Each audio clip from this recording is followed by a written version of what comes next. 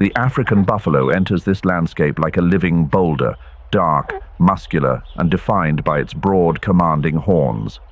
Unlike any other species, the base of its horns fuses into a solid bone shield across the forehead, known as the boss. This structure is so tough it can deflect bullets. From this central plate, the horns sweep downward, then rise sharply, sharp and strong enough to block a pounce from a hungry lion. With such weaponry, an adult buffalo is not just prey, it's a warrior.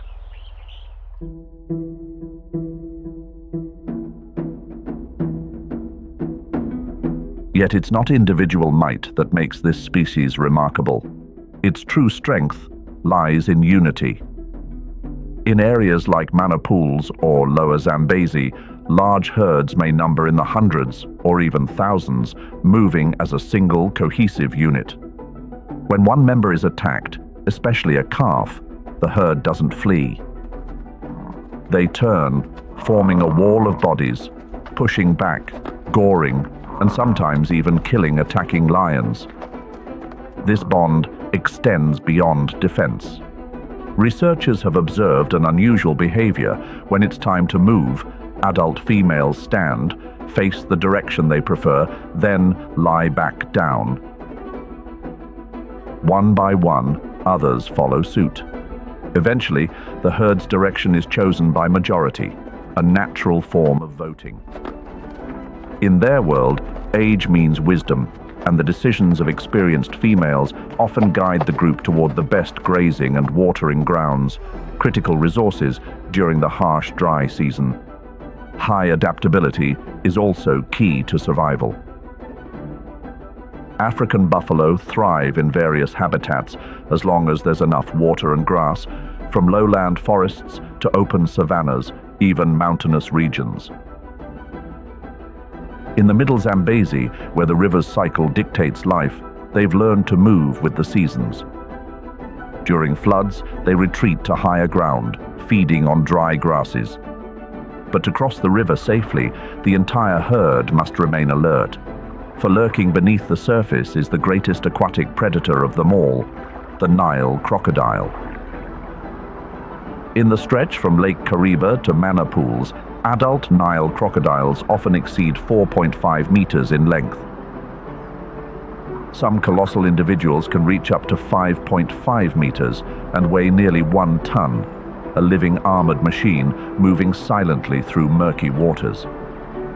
Their wide skulls and conical teeth can snap the leg of a zebra or crush the ribs of a grazing animal in a single bite. Their backs are shielded with osteoderms, thick bone plates under the skin that not only defend against attacks from lions, but also reflect sunlight, rendering them nearly invisible in rippling water. Lying motionless on the riverbed, a Nile crocodile can hold its breath for up to 60 minutes. Their heart features a special chamber, the foramen of Panizza, that regulates blood flow between the heart and lungs, optimizing oxygen use under low oxygen conditions. This adaptation doesn't just help them survive, it allows them to actively tune their bodies to the rhythm of the river, as if pre-programmed for this harsh environment. As the dry season begins, herbivores like buffalo, wildebeest, and zebra begin to cross the river in search of fresh grass on the opposite bank. The current becomes the perfect ambush site. Nile crocodiles don't always hunt alone. They often form loose groups where each member plays a role. One blocks the front, another the rear, and others split the herd. Their bite force can reach up to 16,460 newtons, enough to crush a turtle shell or the femur of an antelope. They aim for the throat, soft belly, or lower jaw, the weakest parts of their prey. If the target is too large, they drag it underwater, wait for it to stop breathing, then perform the death roll, twisting their bodies to tear it apart. It's not a chase, it's a perfectly timed ambush, blending current, deep mud, and razor-sharp teeth. By the end of the rainy season, when sandbanks emerge along lakes and rivers, the breeding season begins. Male crocodiles become fiercely territorial. They defend their areas with fights that can last several minutes. Scars on jaws and skulls are battle marks, proof of the intense contests for mating rights. Nests are built along sandy riverbanks where warm sand insulates the eggs through the dry months. After several months, hatchlings emerge into the quiet shallows, and from their very first breath, they must learn to hide before one day becoming hunters. According to surveys from the 2000s, the Lake Kariba area alone recorded about 8,506 Nile crocodiles, peaking at 10,021 individuals in 2004. Across the middle and lower Zambezi, the population may exceed 12,000.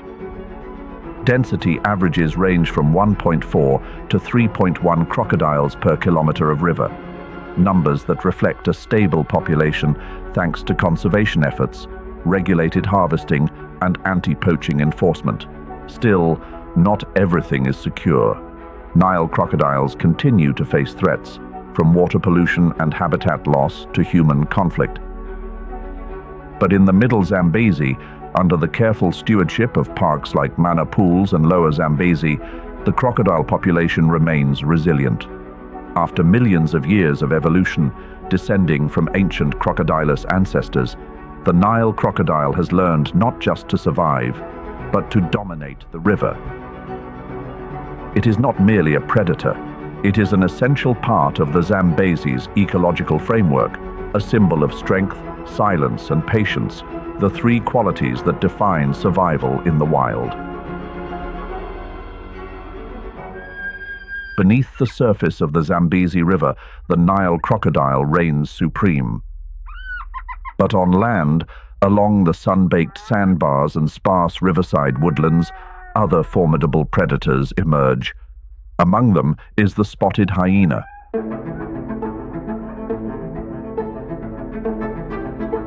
Across the cracked floodplains and open forests of the middle Zambezi, a chilling chorus rises, sharp, eerie laughs echoing through the night. It's a wild reminder that the spotted hyena is still quietly dominating the game. Carrying the weight of millions of years of evolution, the spotted hyena thrives here, not only as a predator, but as a symbol of complex survival. Rooted in a matriarchal society and unmatched endurance. In this region, they form clans that can number up to 80 individuals. Each member exists within a rigid social hierarchy where females not only grow larger, but hold absolute dominance over males. Status isn't earned through strength, it's inherited through maternal lineage.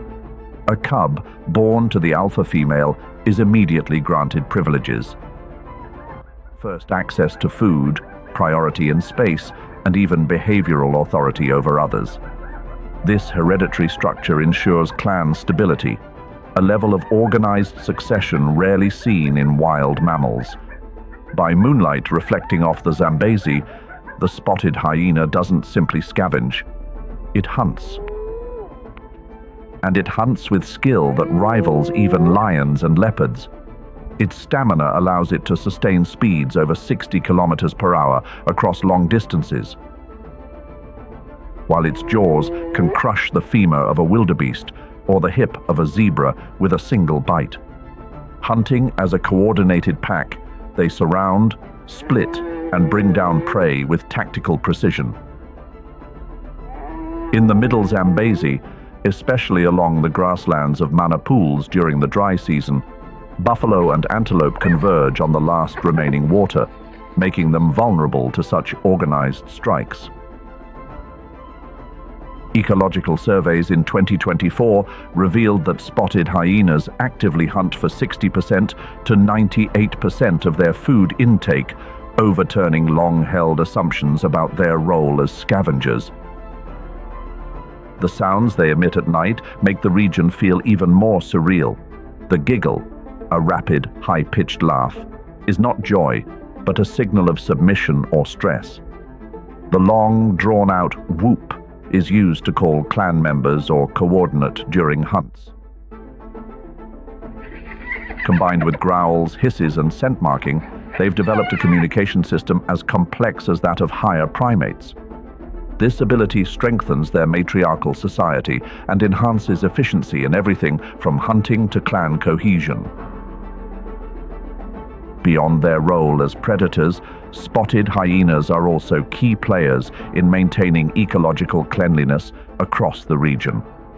After lions, leopards, or Nile crocodiles abandon a carcass, hyenas are the final cleanup crew, consuming meat, skin, organs, and even bones.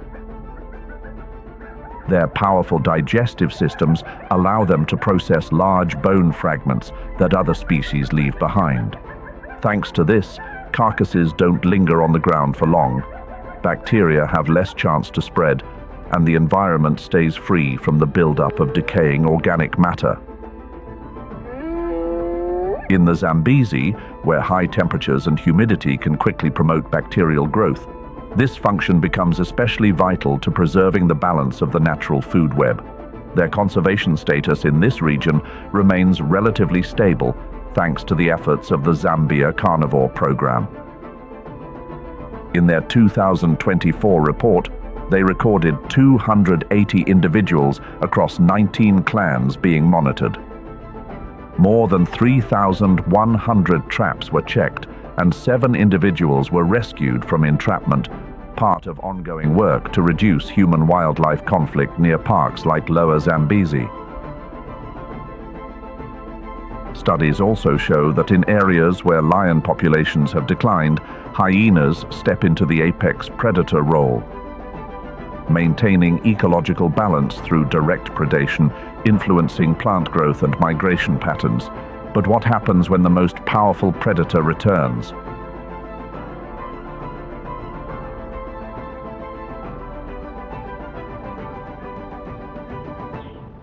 In the middle Zambezi region, the ecosystem pulses with the rhythm of the water. When the rains come, low-lying areas transform into temporary lakes, drawing in migrating herds of buffalo, zebra, and wildebeest in search of food.